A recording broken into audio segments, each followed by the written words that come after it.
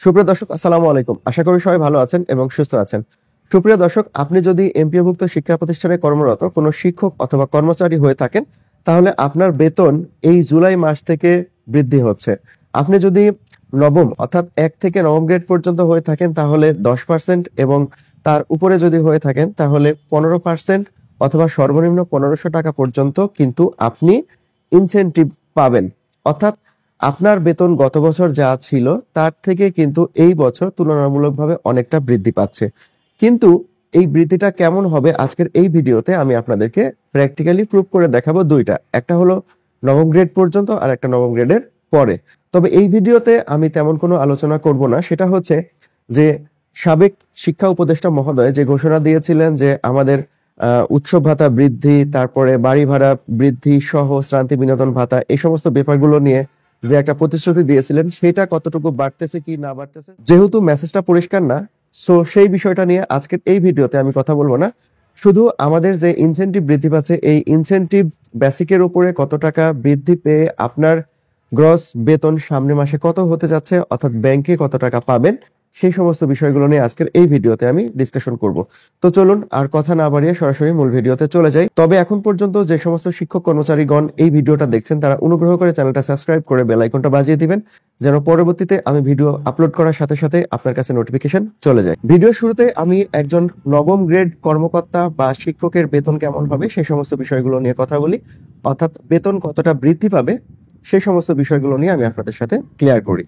ধরুন একজন নবম গ্রেড কর্মকর্তার বেতন বেসিক এই মুহূর্তে আছে 24,260 টাকা, অর্থাৎ বর্তমান বলতে গত বছর অর্থাৎ 2024 সালের জুলাই থেকে 25 সালের জুন পর্যন্ত উনি 24,260 টাকা বেসিকে বেতন পেয়েছেন।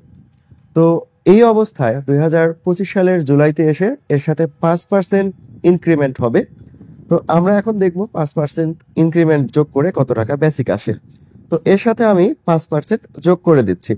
তো 24,260 গুণ 0.05, দেখুন আমি যোগ করে দিলাম। যোগ করে দিলে এখন বেসিক আসছে কিন্তু 25,473 টাকা, অর্থাৎ এই জুলাই থেকে বেসিক হবে 25,473 টাকা। ওকে, এখন এই 25,473 টাকার সাথে আমাদের সবকিছু হিসাব নিকেশ করতে হবে। তো এর সাথে আমি এখন যোগ করছি, যেহেতু নবম গ্রেড পর্যন্ত 10% ইনসেনটিভ হবে, তো আমি 10% আগে ইনসেনটিভ করে নিতে পারি। তো 10% আমি ইনসেনটিভ করে নিলাম। তো এর জন্য আমি লিখতেছি আবারও একই 25,473 টাকা লিখে নিলাম। এর 10% যোগ হচ্ছে 0.1 দিলাম। দেখুন আমার কিন্তু বেশ ভালো পরিমাণে বৃদ্ধি পাচ্ছে, 28,020 টাকা কিন্তু বেড়ে যাচ্ছে, মানে মোট হচ্ছে বেতন। কিন্তু এমপিওভুক্ত শিক্ষা প্রতিষ্ঠানে কর্মরত যে সমস্ত শিক্ষক কর্মচারী আছেন তাদের কিন্তু আরেকটা ঝামেলা আছে। এই ঝামেলাটা হচ্ছে 10% কিন্তু আমাদের কেটে নেয়, একটা 4% আর একটা 6%, মোট 10% কেটে নেয়। তো এটা আমাদেরকে বিয়োগ করতে হবে এখন। তো আমরা এটা বিয়োগ করে দিই। তো এই 25,473 এখানে আবারও লিখতে হবে। দেখুন আমি লিখে দিলাম, একটু ভুল হয়েছে, এই জায়গাতে 24 লিখেছি, বাট এটা 25 হবে। 25,473 লিখে দিলাম। এখন এই জায়গাটাতে আমাকে করতে হচ্ছে গুণ 0.1, মানে কি দেখুন আমার যা বৃদ্ধি হয়েছিল সেটা কিন্তু আবার বাদ হয়ে গেল, ঠিক আছে, মানে ওই যে কেটে কুটে নিল আর কি। এখন এর সাথে যোগ করতে হবে 1,000 টাকা বাড়ি ভাড়া, যেহেতু বাড়ি ভাড়া কত টাকা বৃদ্ধি হচ্ছে এখন পর্যন্ত নিশ্চিত না, সো ক্যালকুলেশনটা আমরা আগের যেটা ছিল সেটা ধরেই করছি। আর এর সাথে যোগ হবে 500 টাকা চিকিৎসা ভাতা। এই তাহলে দেখুন আমার মোট বেতন তাহলে আমি পাচ্ছি 26,973 টাকা বেতন কিন্তু ঢুকছে এই অবস্থাতে।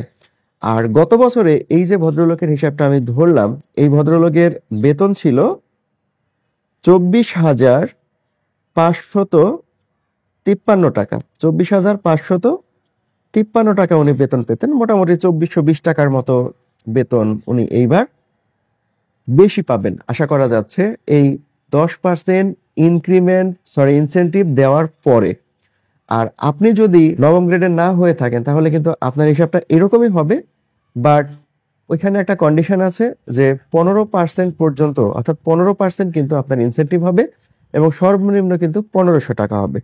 তো এইরকমই আমি একজন স্টাফের, একজন নাইট গার্ডের বেতন ধরে নিচ্ছি যে 8,870 টাকা, এটা অনুমান করে ধরলাম, কিছু কম বেশি হইতে পারে। 8,870 টাকা 20 গ্রেডের একজন কর্মচারীর বেতন আমি এটা ধরে নিচ্ছি বেসিকে। এটা ছিল কিন্তু গত বছর 2024 সালের জুলাই থেকে 25 সালের জুন পর্যন্ত। তো এর সাথে যোগ করতে হচ্ছে তাহলে 5%। তো 5% আমরা ইনক্রিমেন্ট যোগ করে নিব। তো 5% যোগ করার জন্য 8870 গুণ 0.05 যোগ করে দিলাম।